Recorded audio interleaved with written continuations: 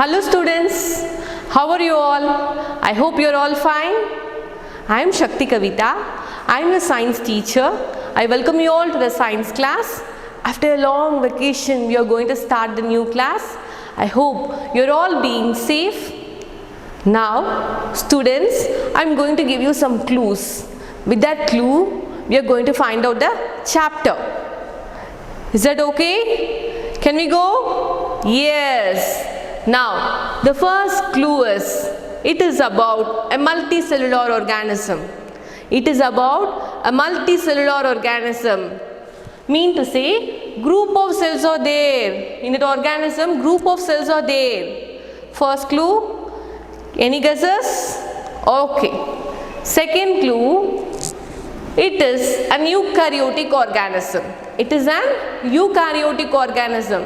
Mean to say, they are having proper well-bounded nucleus, DNA, deoxyribonucleic acid, mitochondria, powerhouse of the cell, chloroplast, with one important pigment. With one important pigment. Can you guess? Can you guess the topic? Okay. Now the final clue, third clue.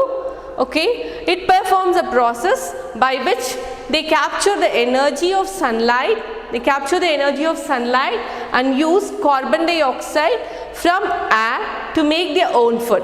They are using carbon dioxide from air to make their own food. Have you guessed the topic? Yes. Students, you are going to see about the topic, the plant world. The plant world. It is chapter number 8. In page number 117, open your textbook, page number 117, you can see the chapter 8, the plant world. Okay, so we are going to see about this topic now. Students, last year we have already come across the topic plant reproduction. Is it not? Reproduction by spores, reproduction by seeds, leaves and all. Is it not? So now this year we are going to see about plant world. We have seen different types of plants surrounding us. Is it not? Some are tall, some are short, some are small and some are colorful. Is it not? So there is a need to classify all the different types of plants. So the first classification is based on flowering and non-flowering plants. Flowering and non-flowering plants. As the word described here, this plants is nothing but they grow flowers. They grow flowers. And here this non-flowering plant is nothing but they do not grow flowers. They do not grow flowers. The plants which do not grow flowers comes under non-flowering plants. Okay. So here they are using seeds to reproduce. Seeds to reproduce more plants like them. So if you want to get more similar copies of same plants, they are using here seeds to reproduce. Here in non-flowering plants they are using spores to reproduce. Spores. Students, there is a difference in between seeds and spores. Seeds are multicellular. Spore is unicellular. Seeds are multicellular. Spores are unicellular. Okay. So it depends on seeds to reproduce. Third point here, it relies on pollination for reproduction. Usually they go on with pollination method, that is transfer of pollen from anther to stigma, that is pollination. Okay. So that this method the flowers, flowering plants depends. Here this non-flowering plants usually go on with dispersion method for reproduction. Dispersion. It's spreaded over large area. These spores will be spreaded in large dispersed area so that they are getting similar type of plants. Okay. Say now example for flowering plants, both dicotyledons and monocotyledons comes under flowering plants. Monocotyledon, here I have taken an example for corn seed picture, and you can see this is dicotyledon. This is a picture about kidney bean. Okay. So about the diagram, kidney bean, you can see it is kidney shape. About corn seed, it is shield shape. Shield shape. Okay. So here you can see two cotyledons, two sides. Is it not? So these are two cotyledons. So that's why it is dicotyledon. Here within that this part is single one cotyledon. Okay, this part is one cotyledon. Can you see this? So that is why it is meant to be as monocotyledon. Okay, and here in this kidney bean you can see the tegmen structure, which is a thickened layer which is present inside. So since this layer is present, it protects both embryo and endosperm here. Tegmen protects both embryo and endosperm here. And here in corn seed you are having separate plant structure which protects shoot and which protects root. For shoot coleoptile and for root coleorhiza. Coleoptile and coleorhiza. So this is about corn seed and kidney bean seed. Okay, so both the things comes under flowering plants. Now about non-flowering plants, fern, mosses, liverworts, they lack actually true root stem leaves. They does not have true root, true stem or true leaves. They depend only on spores to reproduce. To give another copy or to produce similar type of plants, they depends wholly on spores, where they does not have true root, stem and leaves. Pine tree also comes under the non-flowering plants. So this is about flowering plants and non-flowering plants classification. Okay, so students, plants are classified based on three categories here: herbs, shrubs and trees. Herbs, shrubs and trees. Now we are going to see about the first feature, size. Size, about herbs it is short, shrubs it's medium size and trees it is tall. Next feature is height. Height, that is less than 1 meter in terms of herbs, 1 to 3 meter for shrubs and 3 to 4 meter for trees. Okay, next feature, nature of the stem.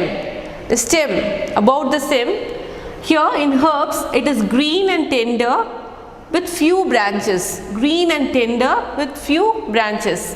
About shrubs, hard and woody stem, not very thick. It's not very thick.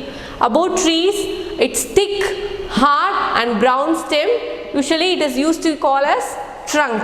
Is it not? Now the next feature branches. Branches. So about herbs, we does not have branches, and for shrubs, it arises from base of the stem.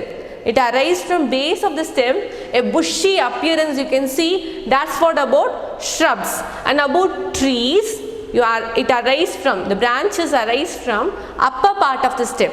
Upper part of the stem. There is a distance in between ground and the branches. Is it not? Usually it seems to be like that in trees.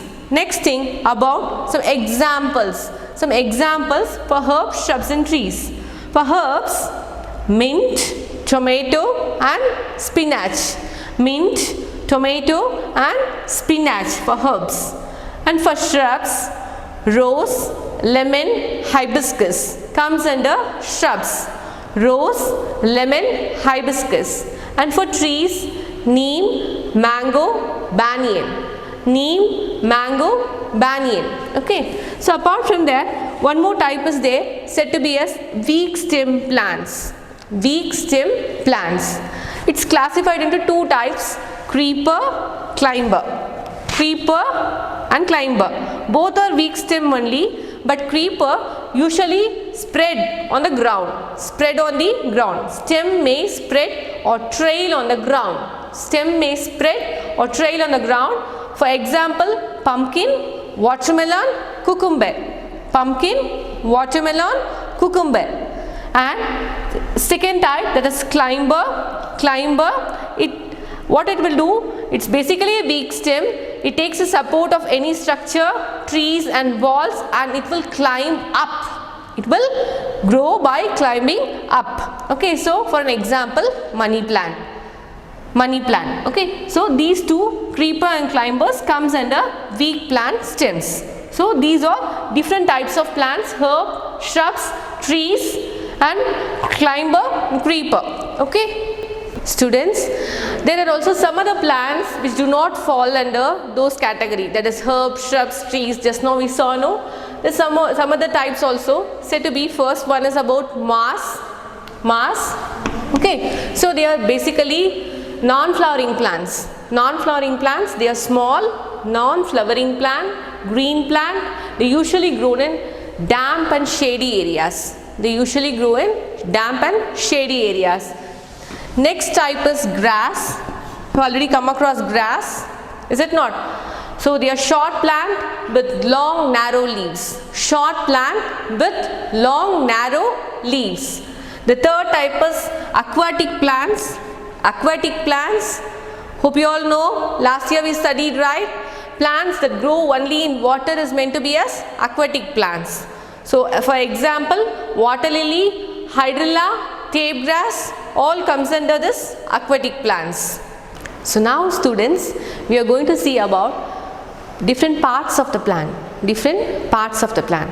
The plant is mainly divided into two different types. Root system and shoot system. Root system and shoot system. Now I kept here freshly collected plants. So with this I am going to describe. Okay. So the part which grow downwards, brown colored, the part which grow downwards, brown color, is said to be as roots. Is it not? Root system. Entirely it is meant to be as root system. And the part which grows up is said to be as shoot system. Said to be as shoot system. Okay. Now first we look upon root system. First we look upon root system. Root system is basically two different types of roots are there. Two different types of roots are there. So the first type is taproot system. Taproot system. So what is this taproot? Like this only, like this only, we'll be having the roots. That is one long thick primary root will be there. Can you see? One thick primary root will be there. Then small roots will also be there. That small roots is meant to be as lateral roots. Lateral roots. So primary root along with the small lateral roots is said to be as taproot system. Altogether is meant to be as taproot system. Primary root with small lateral roots is said to be as taproot system. So these two are example for taproot system. Can you all see? Is that clear to you all? Okay. Now next thing is about fibrous root system. Fibrous root system, you can see here. From the base of the stem, it will arise. It seems to be as a tough structure. Okay. So this is about fibrous root system. So for example, you can see this type of root system in maize, wheat, grass. This is a grass, is it not? Rice, all those things you can see. This is one example for fibrous root system. Okay.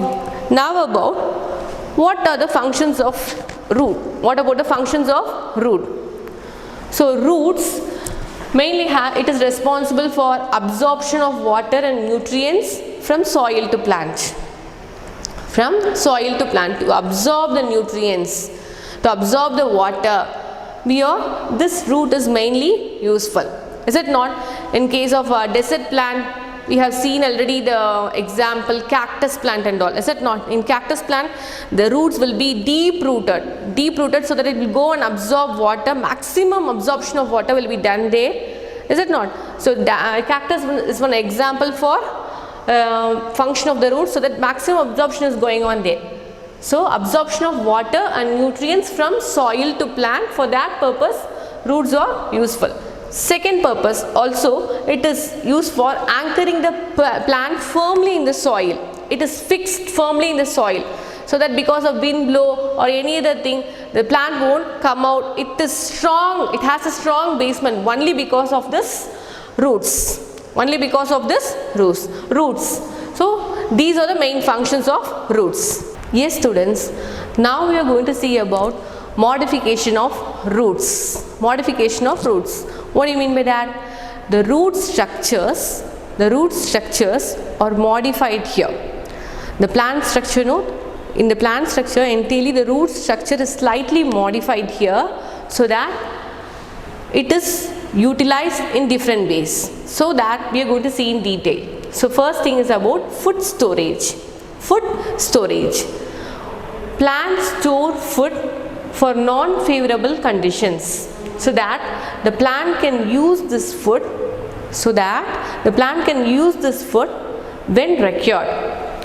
See, you have ever seen the plant carrot, beetroot, radish, turnip, sweet potato and all, is it not? See, it usually seems to be in the root. So what is happening here, the plant root structure itself is getting modified in such a way it is storing these foods so that it will be utilized in non-favorable conditions. It is storing the food when it is possible, it is storing, and it is utilizing in non-favorable conditions also. So the one that we can eat, no, that's why it is meant to be as edible roots. Edible roots, for example, carrot, beetroot, radish, turnip, sweet potato and all. Clear? Next point, prop roots. Prop roots. So you must be saying the banyan tree. Banyan tree, is that not how it seems to be? A thick trunk and so many roots will be coming out. It will come from up facing downwards. Have you seen? So many prop roots will be there. About that, to support a weak stem or heavy branches, to provide support, we are using this prop roots are useful. Apart from the main stem in the leaf, you will be getting like this, and roots will start grow from up to down. Facing downwards, it will go back again. Okay, so that it provides support, a mechanical strength to the plant tree. Okay, that's what about prop roots, to support a weak stem or heavy branches, to provide support. Next thing, stilt roots. Stilt root mean to say, in maize plant, some roots, from the roots,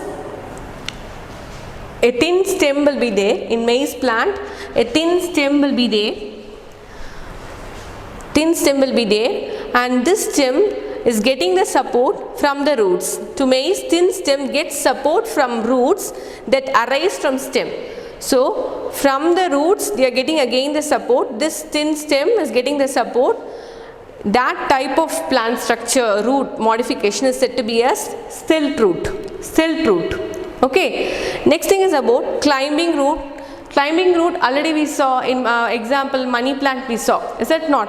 So here in money plant, the roots help the weak stems to climb on a support. So this particular root, climbing root, is helping the weak stem to climb. If you are keeping over near to that any solid support, tree or any heavy support is there, over to that it will climb up and it will grow. Okay, so with the help of that root only it is growing up. So that is meant to be as climbing root. In money plant, the roots help the weak stems to climb on a support.